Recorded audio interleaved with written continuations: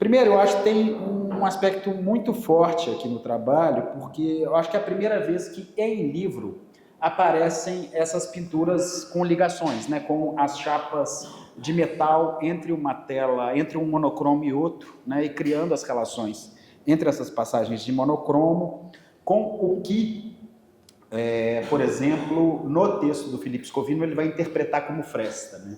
E você vai chamar de ligação. E é interessante, porque esse livro tem discordâncias a respeito da interpretação, que eu acho que é muito saudável para o ambiente crítico, e que não, acho que fazia tempo que a gente não lia um livro com esse debate em torno das obras. Então, o texto da Laura Vinci, que acabou de chegar aqui, perdi ela de vista, mas está ali, ela faz comentários ao texto do Felipe Scovino, mostrando suas discordâncias, e eu acho muito bom que os textos vão nessa direção, né?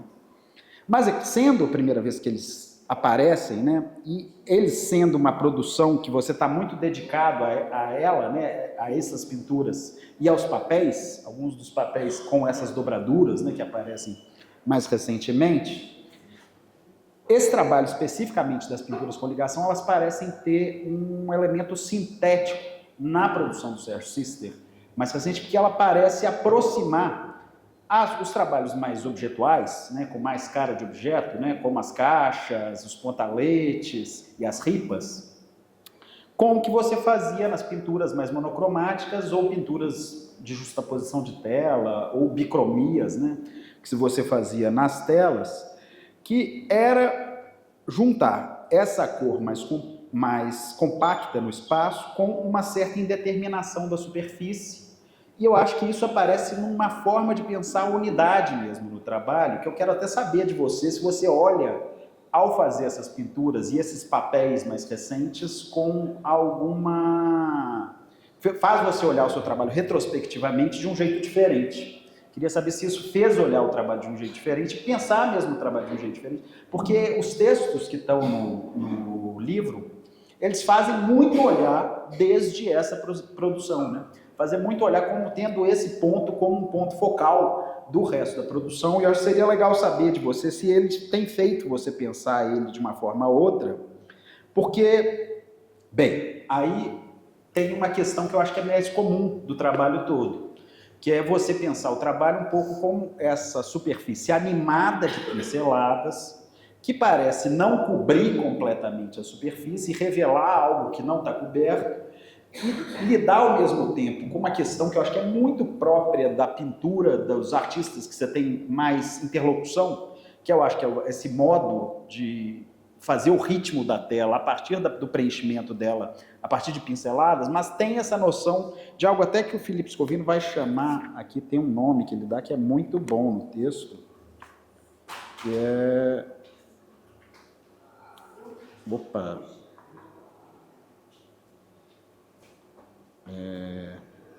Bem, mas que seria esse espaço animado um pouco por essas pinceladas, sem ocupá-las, sem preenchê-las totalmente, né? E os trabalhos objetuais também tem muito dessa relação entre as cores que não se dão também totalmente, mas são às vezes contrastadas, às vezes tonais e aproximadas, mas que também se dariam em alguma relação que é interrompida pelos intervalos entre elas, fazendo a gente enxergar o espaço que está ao redor. Mas a pincelada parece ser sempre, as pinceladas em múltiplas direções, sempre indicar uma ação. Ter um sentido de ação, e essa ação que não cancela o plano. E aí eu acho que chega um pouco uma questão mais ampla que eu queria lidar, que é a questão do monocromo, né? O modo como isso aparece aqui e como o monocromo parece pressuposto no trabalho, mas ele não acontece. E o monocromo na tradição, engraçado até, porque num dos textos vai falar da relação com ready-made, com procedimentos, né? Mas o monocromo não aparece com o procedimento. E eu acho que o pressuposto mais forte do trabalho é a relação com o monocromo. O monocromo tem algo do cancelamento do espaço de representação, né? Quando ele é liso, por exemplo, né? Seria o lugar que você a cor é intransponível, né? O monocromo. E aqui não. Aqui você não deixa ser intransponível e lida com o que achei, que é a citação do Felipe Scovino aqui, que ele chama de território território em constante estado de transitoriedade. Eu acho que parece lidar com esse território em estado de constante transitoriedade, né? E como acho que você tem tanto essa relação do espaço não plenamente constituído, que a gente não sabe se é a cor a se desfazer ou a cor a se constituir, mas bem, não se dá nenhuma coisa e outra, porque eu acho que não tem um estágio final de estabilidade na pintura, né? E com essas luzes aparecendo atrás, né, e vão ter as interpretações tanto da Laura, uma interpretação menos alegórica, quanto uma interpretação mais alegórica do Felipe Scovino, eu acho que tem muito essa tentativa de pensar a atuação como desses espaços não constituídos como metáfora para a sociabilidade, né? Até tem uma citação do Rodrigo Naves no texto chamado... José. do José Bienvenu, mas eu não lembro o título do texto dele. Não importa, vocês vão ver. Mas no texto do Bienvenu, né, vai ter essa citação. José, é uma mulher. José, desculpe. Nossa. A gente erra porque vai chamar José. José pra gente é complicado. O Jonas tem um... José no Brasil é difícil, desculpa, gente. Mas funciona como uma metáfora para sociabilidades em estruturas muito rígidas que precisariam ser amolecidas, mas eu acho que tem uma relação com a obra mesmo, né?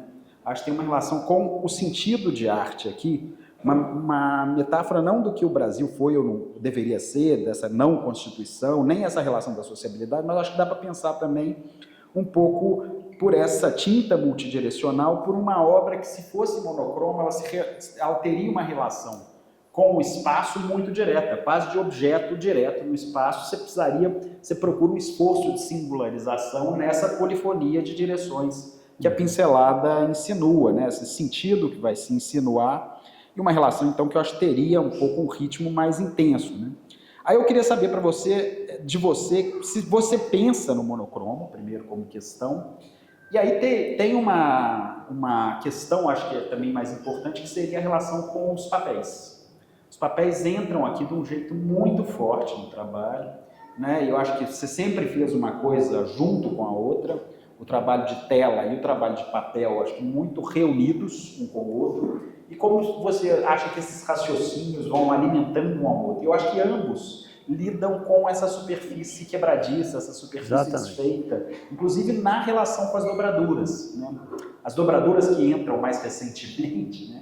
Acho que já problematizam isso também. Então, eu queria saber de você basicamente isso. Primeiro, se você está olhando os trabalhos retrospectivamente diferente, como parece sugerir na ordem das imagens do livro, depois a relação com os papéis e essa relação com o monocromo. Acho que era um pouco o comentário que eu teria que fazer. Acho que eu fui no tempo, né? Acho que fui no tempo. Pode falar mais? Dá para falar mais? Não, deixa não, gente, senão eu vou fazer besteira. Mas vamos seguir o papo, um pouco o motivo para dar essa conversa e ouvir o Sérgio. Muito obrigado. Bom, então, Zé, antes de você tomar a palavra, vou fazer duas perguntas bem pedestres, certo? Vamos começar pelo plano nacional. Bom, você pertence a uma geração. Primeiro tem que contar como é que eu cheguei de novo ao Sérgio, certo? Eu fui ver a exposição que o Sérgio fez na Maria Antônia há 2 anos, um ano, sei lá. Nós nos encontramos, por acaso, andando em Genópolis, onde a gente mora.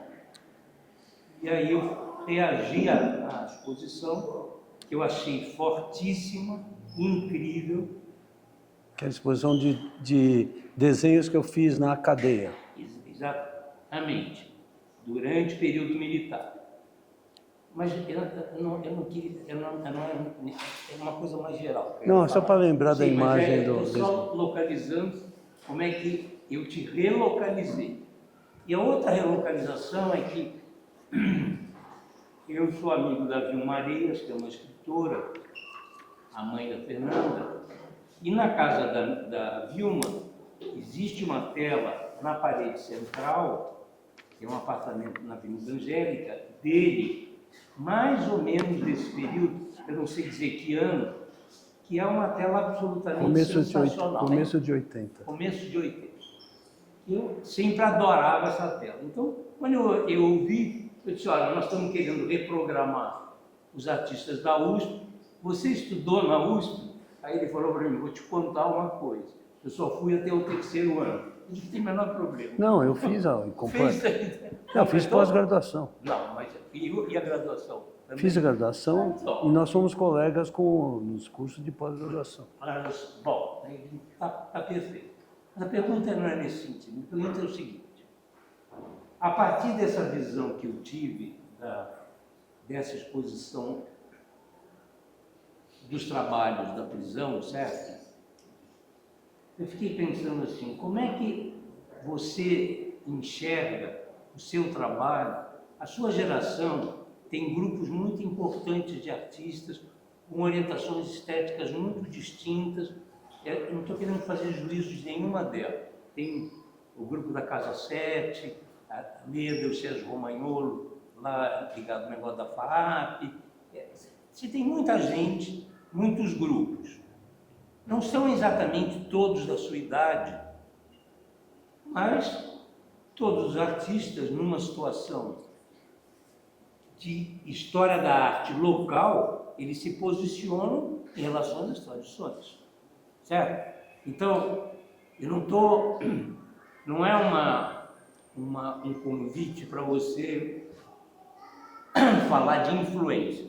Essa história de influências, Gombrich, isso é uma chatice, certo? Isso não tem nada a ver. Negócio que o Wister, eu acho que isso daí é papo de sei lá de quem. Mas a mim não me interessa. O que eu acho que é interessante era te ouvir como é que você, a partir de experiências, que foram experiências de vida, não são experiências só de trabalho artístico, experiências de vida muito duras, muito difíceis, como é que você transitou, certo? De todas essas fases, e isso de um lado. E outro, como é que... Com quem que você estava dialogando? Não dialogando de fato, ligando, quer dizer, dialogando dentro de você, em termos expressivos. A gente dialoga em termos de trabalho criativo, seja em ciências sociais, é sempre internamente como é que a coisa funciona. Isso é uma pergunta. Eu gostaria de te ouvir, porque aquela exposição ficou na minha cabeça como uma coisa muito, muito forte, certo? A segunda tem a ver com a coisa internacional, que eu acho que aparece um pouco nos textos, aparece na fala dele. Vamos aí refrasear, certo? Eu, na semana passada, li por acaso um artigo no London Review of Books, que é um negócio que eu gosto de ler, sobre a trajetória de trabalho do Mondrian, certo? É um livro que saiu novo, como sempre são resenhas muito competentes, e aí eu fui me surpreendendo com dados que eu não tinha a menor ideia, certo? Ele sempre foi um artista muito tradicional, durante mais de 20 anos, fazia paisagens, retratos, tinha enorme dificuldade de vender, morou anos em Paris, por favor de amigos, certo? Estava quase desistindo da pintura e só se viabilizou, entre aspas, que demorou e morreu pobre sem um puto, e só se viabilizou porque colecionadores americanos se interessaram pelo trabalho dele e pagaram um dinheiro que ele disse, bom, isso aqui eu nem sei o que eu vou fazer com isso, certo? Então, claro, ele se colocava, você vê na resenha que ele se colocava problemas árduos, complicados de resolver do ponto de vista formal, mas ele não encontrava o público para aquilo, então ele tinha meio que se adequar àquele negócio todo, até o momento em que esse negócio explode. Então, em termos internacionais, não tem nada a ver com o Mondrian, não é isso? Eu só citei o Mondrian para mostrar que também em termos internacionais, esse diálogo, vamos dizer assim, silencioso, seu, se dá com alguma corrente, alguma forma, entendeu? É nesse sentido. Acho que esse microfone aqui dá para... Ele não amplifica, Sérgio. Eu preciso usar? Tem os outros aqui, Tá funcionando. Acho que esse não amplifica, ele Eu só acho vai que é esse colocar aqui. para dentro. É você. Vamos ao mesmo. Bem, eu vou tentar responder as duas coisas de uma vez só.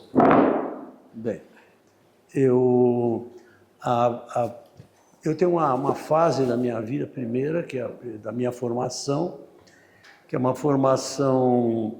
eu fui muito jogado direto, né, porque eu sou da famosa geração 68, né?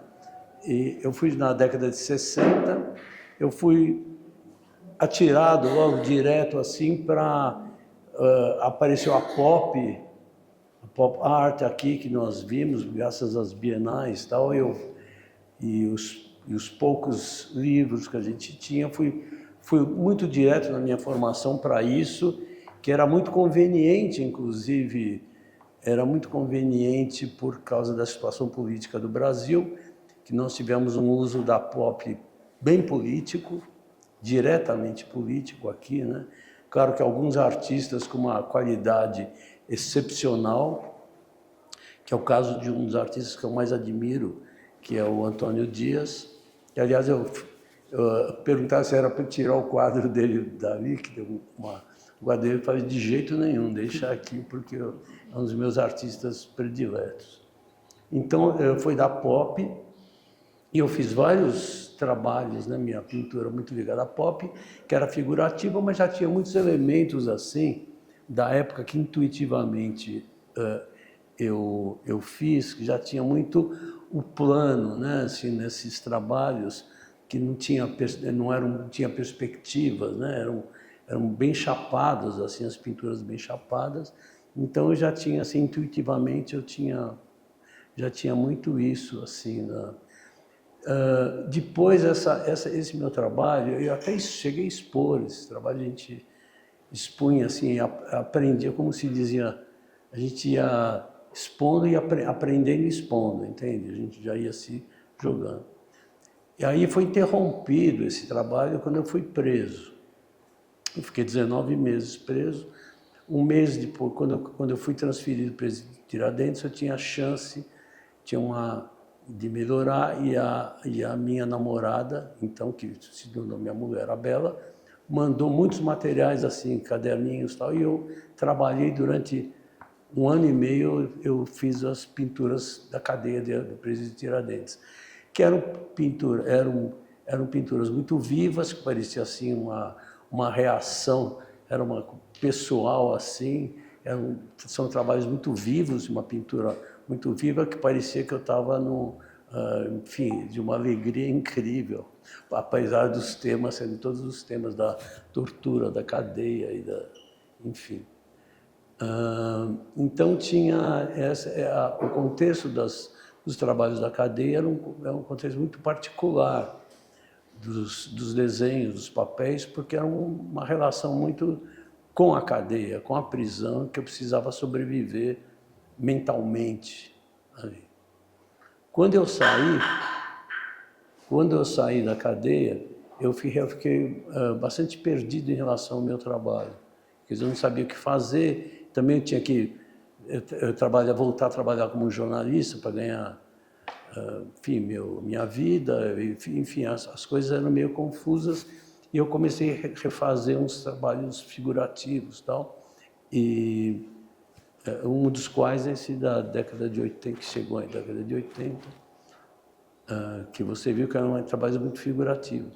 Mas eu realmente não estava aí, entra na questão das pinturas.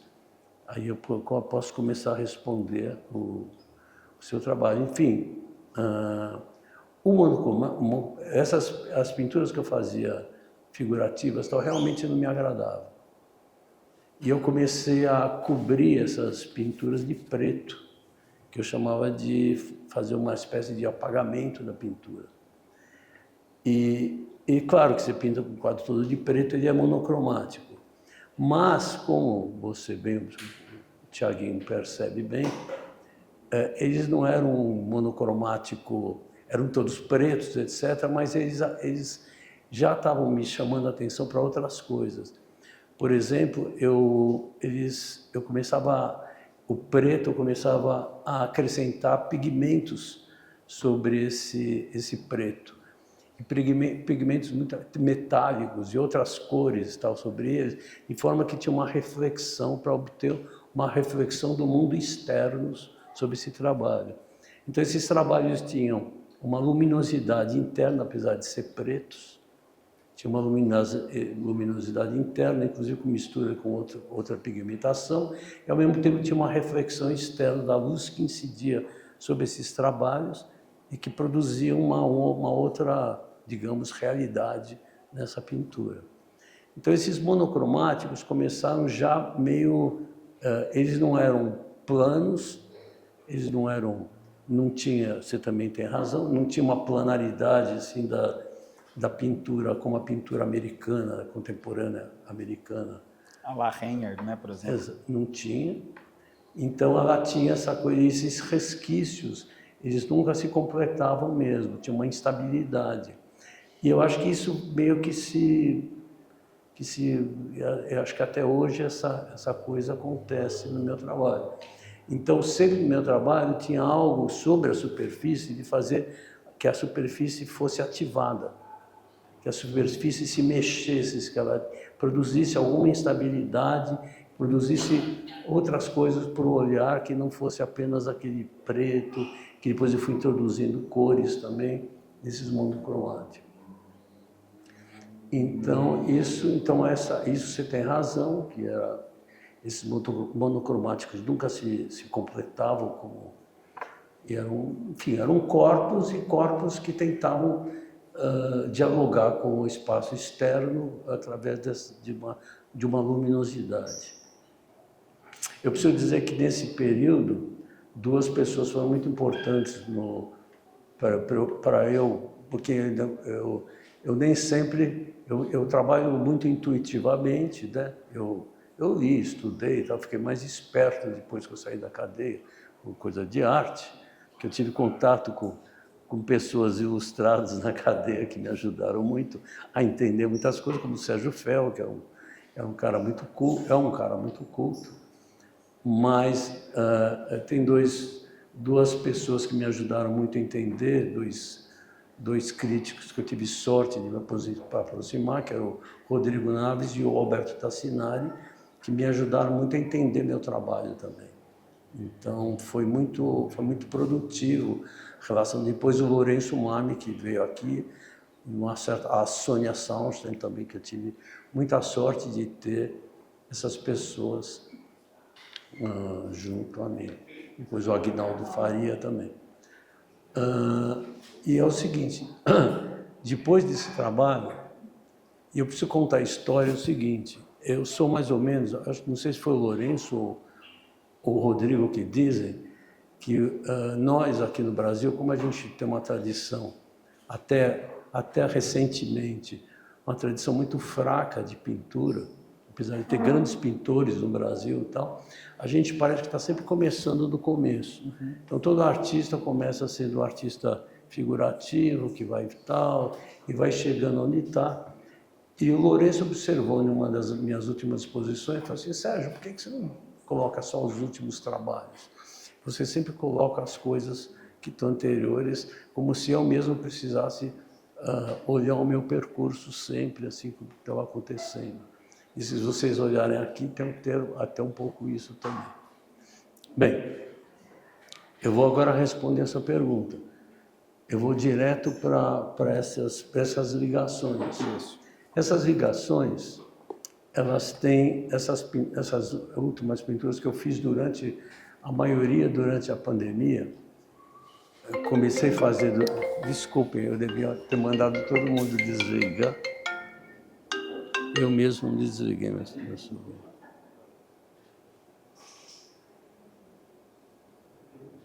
Preciso desligar.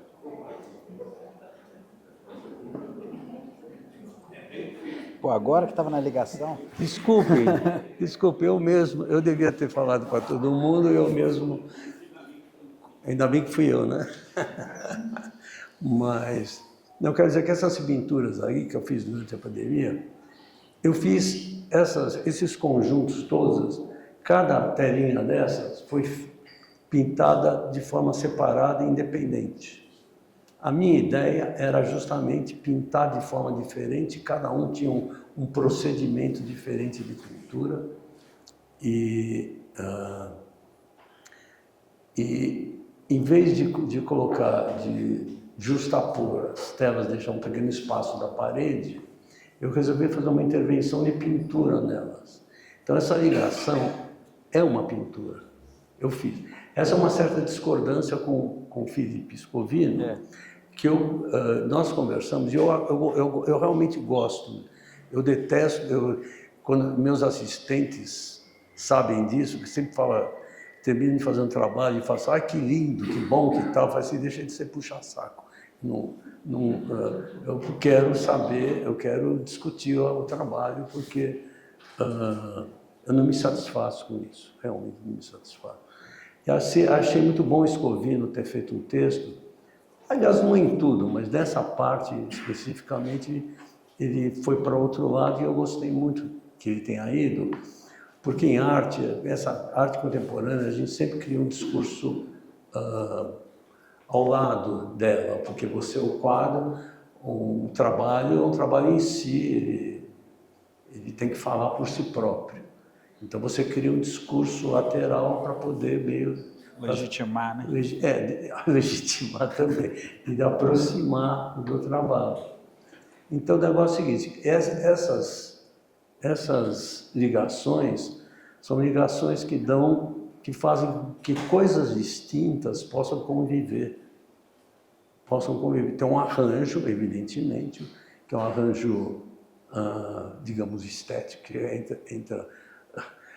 é um conjunto que entra, mas elas são aproximações de coisas diferentes. Essa é a minha ideia central com essas ligações. Essas ligações que são pinturas independentes, essas chapinhas de alumínio recobertas de tinta, elas são umas pinturas, elas são independentes, mas elas fazem a ligação, elas têm o objetivo de juntar coisas que são coisas distintas. Bem, os papéis são uma parte muito importante para mim, assim, do trabalho, porque o papel tem uma vantagem muito grande. O papel é uma coisa fraca, aparentemente, ele é maleável, ele amassa, ele faz mais ou menos o que ele quer. Ele pega a tinta, você bota uma tinta a óleo, e você sabe, né? A tinta espalha e ela vira, você pode até usar poeticamente esses restos de tintas que estão.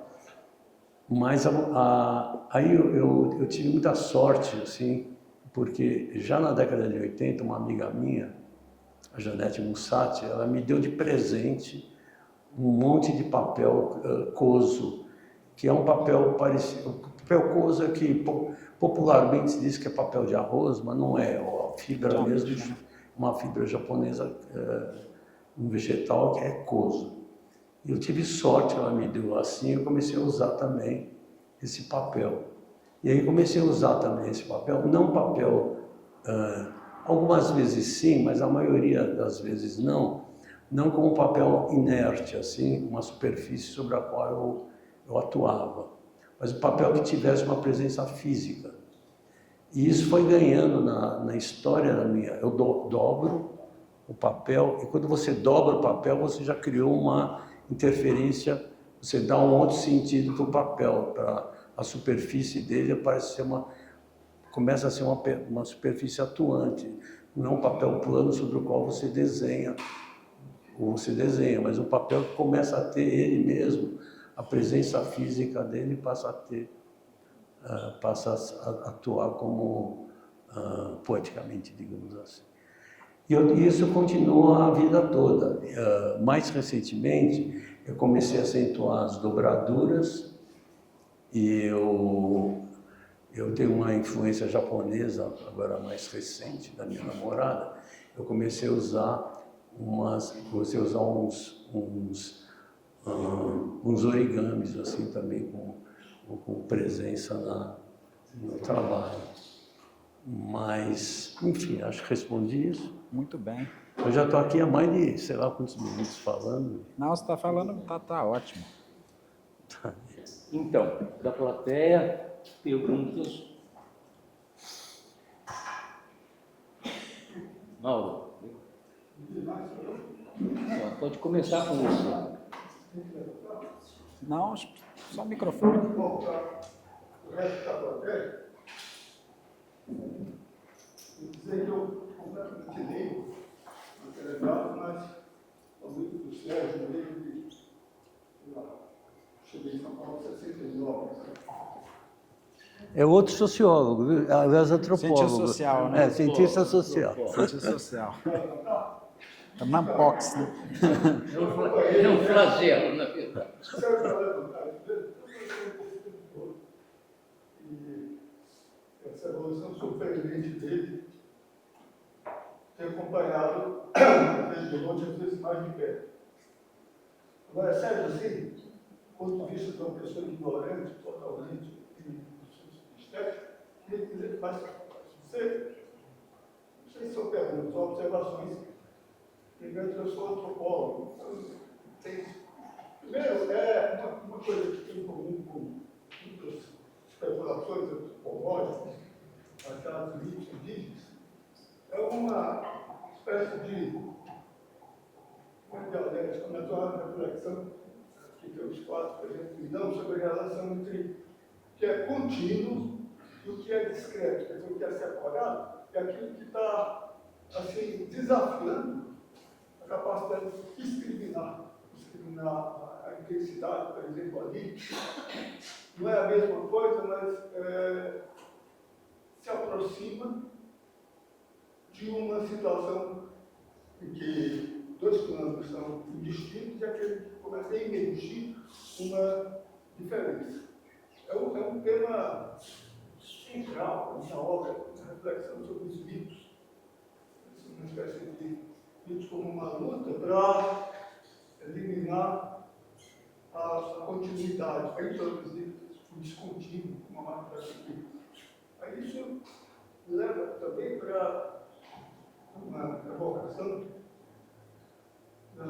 se isso teve algum papel na teoria do Goethe, cara publicou, e no fundo, o que eu estou dizendo asneira, o Sérgio Vicente tem muito mais disso do que eu, que é uma rejeição de uma visão física, acabou do império da sensibilidade, né?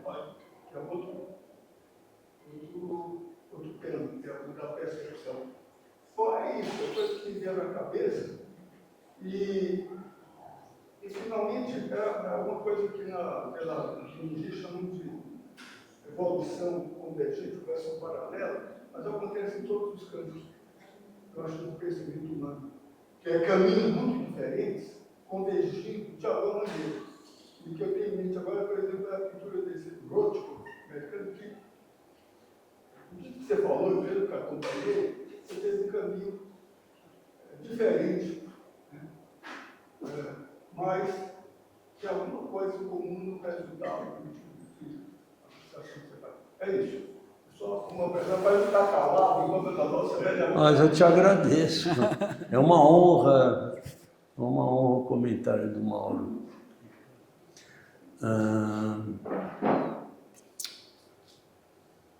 Mauro, eu preciso te dizer o seguinte, o meu trabalho, eu trabalho de forma... Bom, meu trabalho é totalmente material. Ele tem não tem espiritualidade, assim, eu trabalho com coisas. Não que eu não tenha a minha subjetividade, ela vai aparecer, ela sempre aparece. Eu sou um materialista estético, ela vai aparecer, a subjetividade da gente aparece de qualquer forma, independentemente da vontade da gente. Mas a minha operação é uma operação basicamente material. Mas você tem razão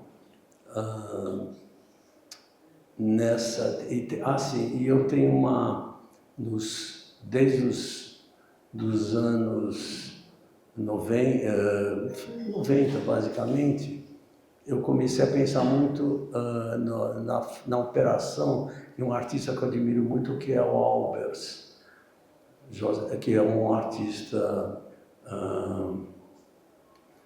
que fez, ficou muito famoso pela homenagem ao quadrado deles, das coisas. E o Albers tem um jeito de operar que eu sempre nós temos uma tradição monocromática, nós temos aqui no Brasil uma tradição meio europeia do tonalismo, né? Nós temos aqui, né, o Paulo Pasta que o diga, nós temos uma tradição bastante tonalista e com o Albers eu acho que aprendi um negócio seguinte: como operar ao mesmo tempo o tonalismo e colocar um contraste junto com ele. E nessa homenagem ao quadrado, eu acho que eu meio que aprendi e comecei a usar a operação dele de como fazer isso, de dar uma cota maior a cores aproximadas, mais tonais, e colocar um contraste com uma cota menor, de forma que as coisas se equilibram. Então, eu acho que eu continuo tendo assim algo assim meio de equilibrado no meu trabalho. Ele tem contraste, mas tem ao mesmo tempo um senso de equilíbrio. E essa coisa que você falou, que tem alguma coisa assim, uma sequência, que de repente interrompe com algo diferente, que tem uma cor diferente que, na verdade, aparentemente nega aquela continuidade, tem isso sim.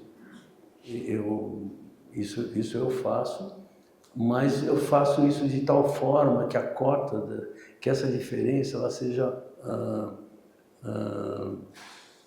minimizada. Ela seja para o olho, ela não seja exatamente desconfortável para o olho. Então ela existe, eu quero que exista esse contraste, eu quero que exista a diferença, mas eu quero que essa diferença se coloque de uma forma mais ou menos harmônica. Respondi isso ou eu falei muita bobagem agora? Não. Posso Acho comentar, que agora... Sérgio? Esse negócio eu tenho um comentário. Porque eu acho que, embora você vá trabalhar um pouco com esses contrastes, às vezes atenuados, às vezes não também, acho que nem sempre você atenua o contraste nos trabalhos. Agora, o que eu acho que tem é a tentativa de manter esses contrastes sempre presos num tipo de unidade tradicional do trabalho, né? Ele acontece um pouco nos limites, mesmo quando você entra aspectos de não cor, né, nas frestas da caixa, ou entre uma hippie e outra, uma coisa assim, ela não tem um tipo de unidade, e eu acho que no pontalete isso é muito claro, porque ela moldura um espaço claro final, né? Você acha que essa manutenção da unidade tradicional da obra, de manter, por exemplo, você não entra em contraste de uma cor com outra com a parede, né? A parede, a gente olha para dentro mesmo do trabalho, mesmo nas cores, quando o metal não é pintado, quando o metal vem na cor que você adquiriu o trabalho, que você adquiriu o metal para trabalhar em cima. Mas você acha que essa unidade que comprime esses elementos e os relaciona em pinceladas muito movimentadas, elas não potencializariam essas diferenças, assim, essas especificidades? Eu tenho essa impressão que sim, mas não sei o que você acha. Não, isso que eu falo dessa certa unidade é para dar para você conseguir ver, essa certa unidade que eu falo, que na verdade um certo conforto mesmo, é para a coisa aparecer. Mas que, sem dúvida, eu introduzo elementos que contradizem isso dentro do trabalho, assim, eu introduzo. Coloco elementos que é o que eu falo, como que eu diria? Não, que quando a gente intensifica, quando a gente faz a tela vibrar, né, as cores vibrarem assim, elas tiram esse conforto. Tem certa vibração, a introdução de pigmentos que eu uso assim, em geral. Eu introduzo pigmentos metálicos em muitos desses quadros assim, que é justamente para poder tirar aquela coisa, aquela unidade absoluta, aquele conforto total, ela realmente tira. Pela luminosidade mesmo, eu acho que, não sei se é isso que você quer saber. É que eu tenho a impressão de que a unidade física do trabalho mesmo, ela intensifica os contrastes, mais do que pacifica. É verdade. Isso são as contradições do trabalho, né? Pois é. Pois é. Né? Pois é. É isso que talvez dê vida e dê continuidade às coisas, porque e eu não tenho controle. Eu não tenho controle sobre o trabalho, né? Enfim, tem um controle relativo.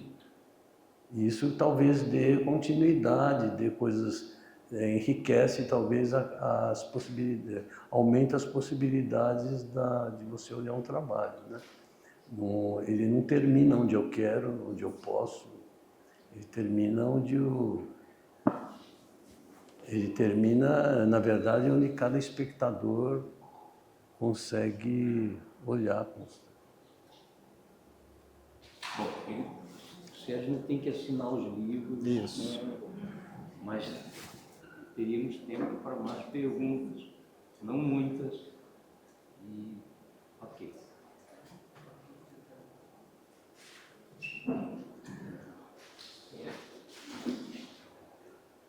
Lilian Alegre Cisca, há muitos anos.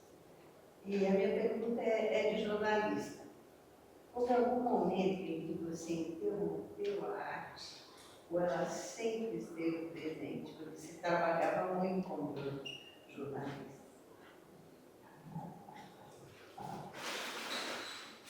Bem, meu trabalho como jornalista é praticamente concomitante com a arte, né? E foi o que ajudou a sustentar minha família, né? Durante muito tempo. Não que eu não goste de jornalismo, e eu não fiz isso com sofrimento. Fiz isso muitas vezes com muito prazer. Eu gostei de ter sido. Agora eu não sou mais jornalista, mas gostei muito de ter sido. Agora, na maior parte, em alguns momentos eu tive que abrir mão mesmo, entendeu? Eu nunca deixei de trabalhar. Sempre trabalhei um pouco, sempre desenhei, sempre mexi com papel, sempre em casa, durante algum tempo eu pintava na minha casa. Mas, no momento, na década de 80, que eu tive... Aliás, foi no fim da década de 70, quando eu tive a chance de arrumar um emprego que me possibilitava isso, que eu trabalhava poucas horas e ganhava relativamente bem, aí eu falei, não tive mais dúvida e voltei e nunca mais parei. Eu até tive problemas, porque eu tinha que enganar alguns patrões. Porque eu tinha um especialmente com o qual eu gostava muito, que eu trabalhei numa newsletter econômica e financeira. Preciso dizer para vocês que a maior parte do tempo eu fui jornalista de economia e finanças. Era uma especialidade que era para depois administrar minha fortuna. Agora, eu tinha um trabalho, uma newsletter que eu trabalhava, aí eu dei uma entrevista para, acho que a revista Isto É, não me lembro de tal. E o cara começou a me perguntar, o jornalista perguntou quando eu trabalhava, tal, como é que era. Aí eu comecei a dizer, não, as tardes, eu pego as tardes, não sei o quê, tal. Eu achei que quando o meu patrão viu aqui, falou, como assim? Como assim você trabalha às tardes? Você está me enganando, você disse que vai lá fazer entrevistas. E era mais ou menos isso que eu fazia. Mas, entendeu? Então deu para conciliar as coisas. E eu trabalhei como jornalista, eu já nem precisava, mas trabalhei como jornalista até 2010. Ainda trabalhava, fazia anuários de setor bancário, valor econômico. Então, mas foi bom, não foi ruim. Bom, antes de a gente encerrar, eu tinha omitido o agradecimento à Nara Hesler, que é dona da galeria, que topou fazer o lançamento aqui, recepcionou a gente, ajudou o máximo que pôde. Então, agradecimentos da universidade e da indústria à ANAR, ok? Agora o Sérgio vai trabalhar, ele vai descobrir o final.